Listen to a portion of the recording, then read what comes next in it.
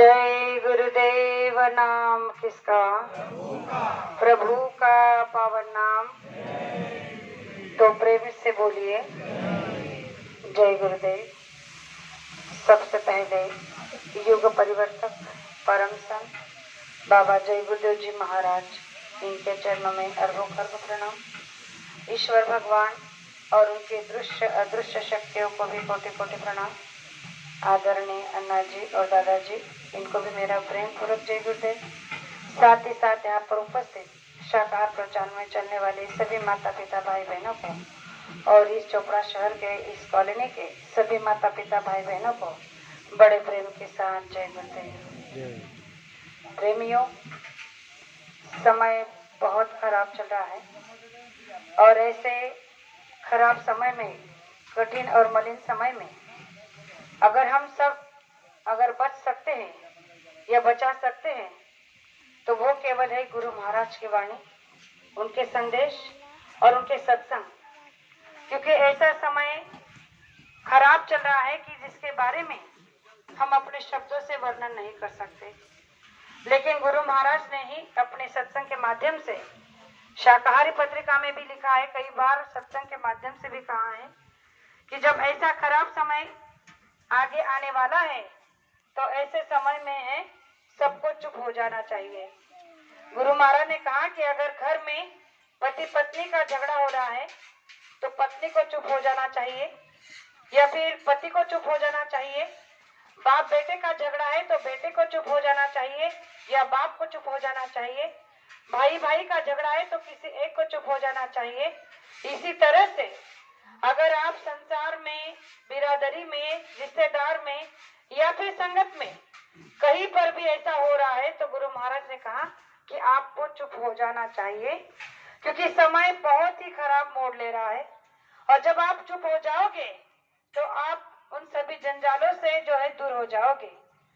आज हम देख रहे हैं कि हर कोई इसी बात को करने में लगा पड़ा है। जैसे कि अगर घर की बात ले लो, बाहर की बात करने की बात दूर है, घर में अगर हमारा पति पत्नी का झगड़ा होता है, जो गुरु महाराज ने 1000 बार कहा है, लेकिन फिर भी हमने कई बार सत्संग में कहा सुना है, अन्ना जी हमेशा ये सत्संग हमेशा हमें देते हैं कि जब पति पत्नी में झगड़ा होता है तो पत्नी को चुप हो जाना चाहिए। ये एक पतिव्रता नारी की पहचान है। बहुत सारी सुंदर सुंदर बातें हमने पढ़ी है, सुनी है, लेकिन उसका असर नहीं हो रहा है। क्यों? क्योंकि गुरु महाराज ने कहा कि आपने उन बातों को अपने अंदर में उतारा ही नहीं तो आपके अंदर में असर होगा कहाँ से। इसीलिए गुरु महाराज ने कहा कि जब आप चुप नहीं होगे तो आपके बीच में झगड़ा हो जाएगा, और झगड़ा जब आपका कोर्ट कचहरी तक चला जाएगा तो आपका जो है संसार तहस तहस हो जाएगा। और फिर दोष हम गुरु को देते हैं कि गुरु से हमने नाम के साथ दीक्षा ली थी, इतने साल नामदानी होने के बाद भी घर में, परिवार में परिवर्तन नहीं हुआ। तो गुरु महाराज ने कहा परिवर्तन केवल नामदान लेने से नहीं, बल्कि नामदान लेकर साधना करने से, सत्संग सुनने से और उन विचारों को अमल में लाने से होता है। आज हम देख रहे हैं कि हमने कई दिनों से गुरु महाराज से नामदान लिया है और कई वर्षों से हम अन्ना जी के निरंतर सत्संग सुन रहे हैं। ये हमारा परम सौभाग्य है, लेकिन हमने अपने आप में कितना आत्मसात किया ये आज समझने की बात है। इसलिए इन सभी के लिए गुरु महाराज का जो बहुत ही सख्त आदेश अभी चल रहा है वो है कि आप कम से कम, अगर रोज सत्संग में नहीं जा सकते कोई बात नहीं, लेकिन आप कम से कम जो शाकाहारी पत्रिका आपके घर में पड़ी है या किसी और सत्संगी प्रेमियों की यहाँ पर है तो उनसे मांग कर उन्हें कम से कम पढ़ने की कोशिश तो करो। तो गुरु महाराज ने कहा कि आपको ना किसी को समझाने की जरूरत पड़ेगी, ना किसी से समझने की जरूरत पड़ेगी और ना ही इन सब झमेलों में पढ़ने की जरूरत पड़ेगी। इसके सारे के सारे जवाब आपको उन शाकाहारी पत्रिकाओं में अपने आप मिल जाएंगे। लेकिन हम अपने आप को देखें कि क्या हमने ये किया? हमने गुरु के आदेश का एक भी पालन अभी तक नहीं किया है और हम अपने आप को सत्संगी कहलाते हैं। प्रेमियों, ये तो अभी कुछ नहीं है। गुरु महाराज ने कहा था कि अभी तो आपने रोना देखा ही नहीं, आगे रोने के मार्केट लगेंगे। जब सबकी दाढ़ी में आग लगेगी तो कौन किसकी बुझाएगा। इसके लिए समय के रहते हुए अगर हम समझदारी से अपना काम कर लो तो हमारी समझदारी कहलाएगी। तो हमारा अपना काम क्या है? ये संसार का काम नहीं, ये तो हमने हर जन्म में किया। और जब भी जन्म लिया, जिस भी योनि में जन्म लिया, हमने बच्चे पैदा किए, संसार किया, घर बनाया, जमीन लिया, सब कुछ किया, लेकिन परमार्थ के सिवा हमने हर कुछ बात किया, लेकिन परमार्थ नहीं किया। तो गुरु महाराज ने कहा कि परमार्थ केवल संसार में रहकर और इस मनुष्य शरीर में आकर ही कर सकते हो, इसीलिए तो आपको ये उच्चतम देह कहा गया। तो लेकिन गुरु महाराज ने कहा कि जब इतनी सारी बातें पता होने के बाद भी आज आप क्या कर रहे हो, केवल संसार के पीछे दौड़ रहे हो। तो गुरु महाराज ने कहा कि ये संसार भी एक दिन आपको छोड़कर जाना होगा, और जब छोड़कर आप जाओगे तो साथ में क्या लेकर जाओगे। गुरु महाराज ने कहा कि जब आप कमाई कर कर नहीं रखोगे तो साथ में कुछ नहीं जाएगा, केवल नाम के। तो हमें आपको इस बात को ध्यान में रखना है कि सब सुबह 1 घंटा और शाम को 1 घंटा ध्यान भजन में समय देना ही देना है।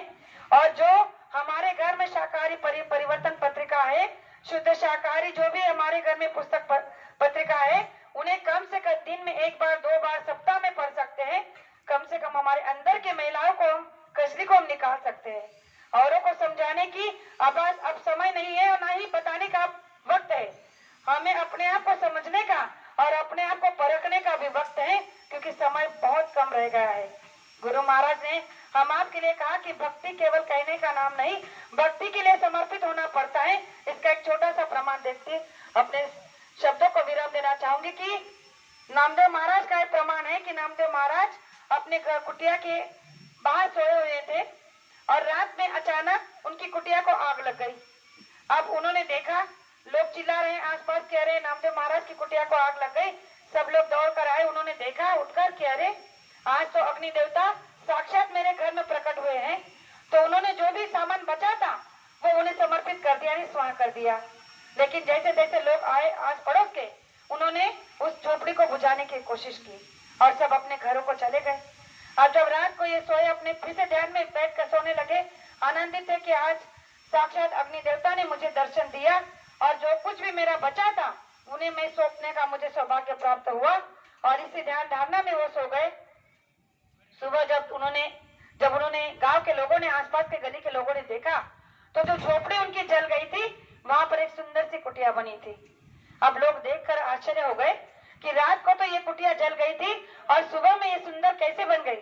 तो जाकर सब लोग नामदेव महाराज से पूछने गए कि अरे रात को ये कुटिया तो जल गई थी और सुबह में इतनी सुंदर कैसे बन गई, इसका ऐसा क्या आपने किया, कोई तरीका हो तो हमें बताइए। तब नामदेव महाराज ने कहा कि इसका एक ही तरीका है कि आप ही अपने घर के, अपनी झोपड़ियों को आग लगा दो और जो भी बचा कुचा सामान है उस झोपड़ी में डाल दो, जैसे मैंने रात को डाल दिया था। मैंने देखा कि मेरी झोपड़ी जल रही है तो अग्नि देवता तो प्रकट हो गई है, तो मैंने जो बचा कुचा सामान था वो जो है उसमें डाल दिया और मैं सो गया। और देखो अब मेरे लिए जो है भगवान ने दूसरी कुटिया बना दी। तो वो लोग नीचे, ऊपर से नीचे तक नामदेव महाराज को देखकर कहने लगे कि ये कैसा पागल है, इसके जैसा पागल तो कहीं देखा ही नहीं। तब उन्होंने कहा कि हाँ आपने सही कहा, ये काम वो पागलों का ही करता है। तो अब आप इस बात को समझकर हमें ये सोचना है कि हम उन पागलों में से हैं या इस संसार के पागलों में से हैं कि इसने मकान बना लिया तो हमारा बनना चाहिए, उसने गाड़ी ले ली तो मैंने लेने चाहिए, इसकी खेती ले ली तो मैंने लेने चाहिए। हम उस पागलों में से होना चाहिए कि इसने अपना सब कुछ दे दिया, मेरा क्यों नहीं गया। इसका सब कुछ अगर खोकर भी इसे परमार्थ मिल गया, गुरु मिल गया, तो मुझे क्यों नहीं मिला। तो इन पागलों में अगर हमारी गिनती हो जाएगी तो गुरु महाराज ने कहा कि आपकी हर बात मनोकामना मांगने से पहले ना मिल जाए तो बाबा जी को बाबा जी मत कहना। तो प्रेमियों, यह समय हमारे आप को टटोलने का है, परखने का है, ना ही किसी को ज्ञान देने का है या भाषणबाजी करने का है। हमें अपने आप को समय देकर अपनी खुद की परीक्षा कर लेने का है, क्योंकि समय बहुत नाजुक मोड़ पर चल रहा है और अभी केवल और केवल गुरु महाराज की वाणी ही, वचन ही हमें बचा सकते हैं। इसके बारे में भी गुरु महाराज ने बहुत पहले बोल कर रखा है कि जब एक समय में मैं सत्संग देना बंद कर दूंगा, यानी कि कुछ समय के लिए मैं जब अपनी लीला खेलूंगा, तो उस समय में तुम्हें केवल मेरे सत्संग और उनके सत्संग के सुनहरे वचन ही बचा सकते हैं, अन्यथा तुम्हें संसार से कोई बचा नहीं सकता। तो प्रेमियों, हमारा ज्यादा से ज्यादा समय अपनी ध्यान धारणा में और गुरु के वचनों में जाना चाहिए। संसार में जितना समय देना चाहते दे सकते हो, लेकिन समय से ज्यादा अगर हमने संसार में समय दिया तो परमार्थ के लिए रास्ता समय नहीं बचेगा। इसलिए गुरु महाराज ने कहा कि जो सांसों की पूंजी बची है उसको सही दिशा में और सही समय में लगा दो तो आपका मनुष्य जीवन सार्थ और सफल होगा। इन दो शब्दों के साथ मैं अपनी वाणी को विराम देना चाहती हूँ और शब्दों को विराम देने से पहले गुरु महाराज से फिर प्रार्थना करूंगी कि जैसे हमने पूरे 9 दिन साधना शिविर में अजिंती सिम में हर दिन अन्ना जी के लिए गुरु महाराज से प्रार्थना की थी कि जल्द से जल्द अन्ना जी की तबियत, उनका स्वास्थ्य ठीक हो जाए और हमारे बीच में आ जाए, तो ये हमारे आंखों के सामने का सत्य है। आज भी हम सब मिलकर गुरु महाराज से यही प्रार्थना करेंगे कि और भी उनकी तबियत जल्द से जल्द ठीक होकर उन्हें स्वस्थ निरोगी बनाकर हम सबके बीच में वापस फिर से पहले के जैसा दौर बना दो, ताकि हमारे अंदर की महिलाई को, कजली को उनके सत्संग से धोने का हमें फिर से सौभाग्य प्राप्त हो। और मैं ये गुरु महाराज से विनती और प्रार्थना करती हूँ कि वो हमारी विनती को, हमारी प्रार्थना को स्वीकार करे। जय गुरुदेव।